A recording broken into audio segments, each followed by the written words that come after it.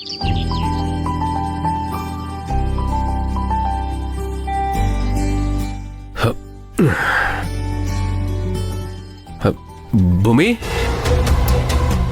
భూమి భూమి ఇంత పొద్దున ఎక్కడికి వెళ్ళింది? భూమి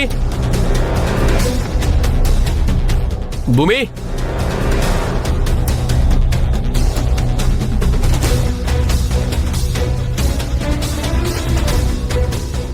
భూమి భూమి అక్క, భూమిని ఏమైనా చూసావా?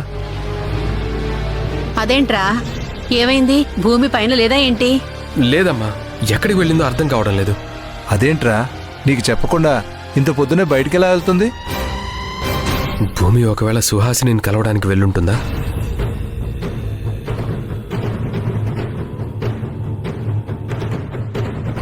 ఏం ఆలోచిస్తున్నావురా? అసలు భూమి ఎక్కడికి వెళ్ళింది? నువ్వెందుకు అంత టెన్షన్ పడుతున్నావు? రాత్రి కూడా అంతే, నువ్వు భూమి వచ్చినప్పుడు చాలా ముభావంగా ఉన్నారు. నేను మాట్లాడుతూనే ఉన్నా పట్టించుకోకుండా వెళ్ళిపోయారు. అసలేమవుతుంది మీ ఇద్దరి మధ్యలో? ఏదో ఒకటి చెప్పి కవర్ చేయాలి, లేకపోతే అసలుకే మోసం వస్తుంది.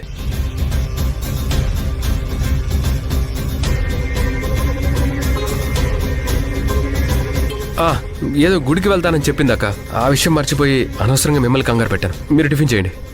రే ఆగరా,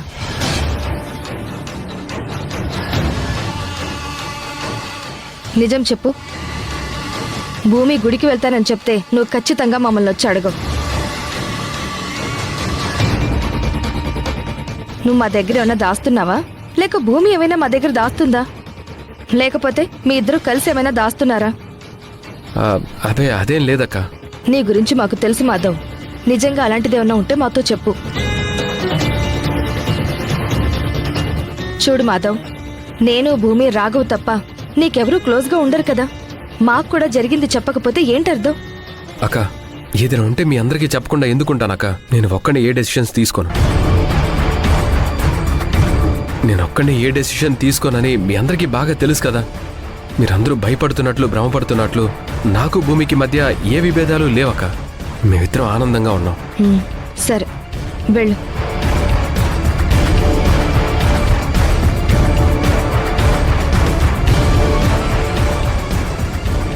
క్షమించాక, నీకు ప్రతిసారి నువ్వు అడిగే ప్రశ్నలకి సమాధానం నా దగ్గర లేక నేను అబద్ధాలు చెప్తూనే ఉన్నాను.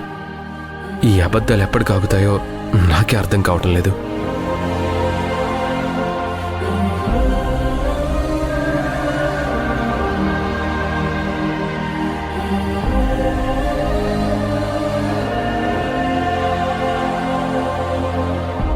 హలో భూమి, ఎక్కడున్నావు భూమి? ఎక్కడికి వెళ్ళిపోయావు? ఒక్క మాట కూడా చెప్పలేదేంటి?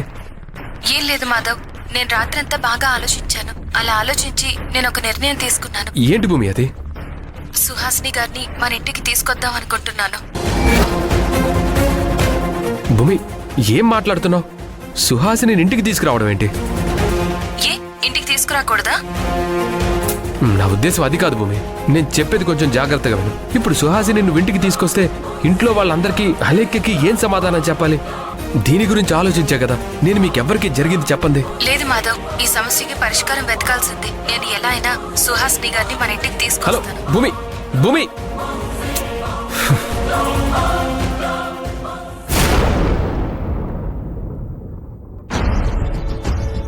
సరే అండి, నేను ఏర్పాటు చేస్తాను. Good morning. గుడ్ మార్నింగ్ భూమి. ఏంటివన్నీ? టిఫిన్. ఇవన్నీ నాకెందుకు? మీరొక్కరే ఇంట్లో వంట ఏం చేసుకుంటారు, అందుకే ఈరోజు నేనే తీసుకొచ్చాను. ఇక రేపటి నుంచి మీకు ఆ అవసరమే ఉండదు. అర్థం కాలేదా? చెప్తాను వినండి. మిమ్మల్ని రేపు మా ఇంటికి కాదు మన ఇంటికి తీసుకెళ్తున్నాను.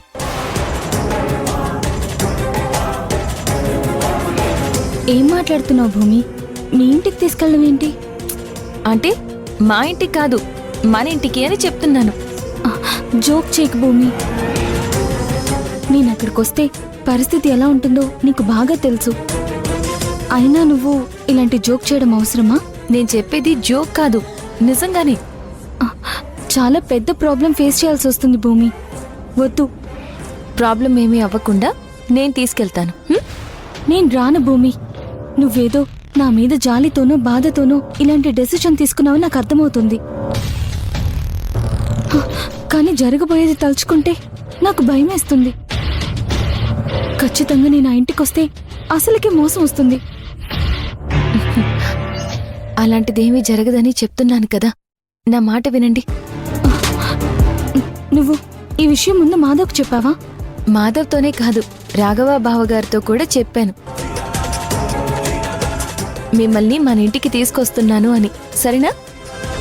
నేను ఆ ఇంటికి రాగానే ఖచ్చితంగా రాఘవ్ చూస్తాడు. నేను ఎవరా అనే నిజం బయటకొస్తుంది. అప్పుడు అలేఖ్య రాఘవ్ జీవితం ప్రశ్నార్థకమవుతుంది. అలాగే రాఘవ అందరి ముందు రాఘవ తప్పు చేసిన వాళ్ళ దోషులా నిలబడాల్సిన పరిస్థితి వస్తుంది. ఇవేమీ నాకొద్దు భూమి. నాకు నా పాప అక్కడ ఆనందంగా ఉంటే చాలు. చెప్పాను కదా, నేనిప్పుడు ఆ ఇంటి కోడలిగా రావాలని ఆశ గాని, ఆ ఇంట్లో పెద్ద కోడలిగా ఉండాలని కోరిక గాని నాకేమీ లేదు. సుహాసిని గారు, ఇంట్లో ఏ ప్రాబ్లం రాకుండా చూసుకుంటాను. అది ఎలా చేస్తానో ఏం చేస్తానో అన్నది మాత్రం మీరు ఆలోచించొద్దు.